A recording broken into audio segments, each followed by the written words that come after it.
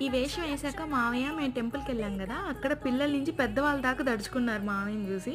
పిల్లలైతే మావయ్యకి దారి వదలడం, వాళ్ళ పేరెంట్స్ ఎనకాలెళ్లి దాంకోవడం అలా జేశారు. ఇదైతే బండ వేషము. మావయ్యకి బొగ్గు దంచిస్తున్నాను.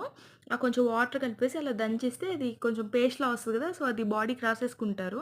అండ్ ఈ వేషాలన్నీ యేసుకున్నాక మేము ఫస్ట్ వెళ్ళే టెంపుల్ ఏంటంటే వేషాలమ్మ గుడికి. వేషాలమ్మ గుడికెళ్ళి అక్కడ మన వేషం అమ్మవారికి చూపించి అక్కడి నుంచి మళ్ళా తాతాయ గుంట గంగమ్మ దగ్గరికెళ్తాము. తాతాయ గుంట గంగమ్మ దగ్గరికెళ్ళి అక్కడ దర్శనం చేసుకుంటాము. అండ్ తాతాయ గుంట గంగమ్మ దగ్గర చిన్న చిన్న పిల్లలు వేసున్నారండి వేషాలు. అసలు మన 2 కళ్ళు సరిపోవు. అంత ముద్దు ముద్దుగా అంత చిన్న పిల్లలు వేయడం నాకైతే అసలు భలే బాగా అనిపించింది. చిన్న పిల్లలు కాదు, పెద్దవాళ్ళు కాదు, ఏదైనా గానీ అక్కడ వేషాలేసుకుంటారంటే ఈ జాతర టైంలో చాలా బావుంది. అండ్ ఇక్కడ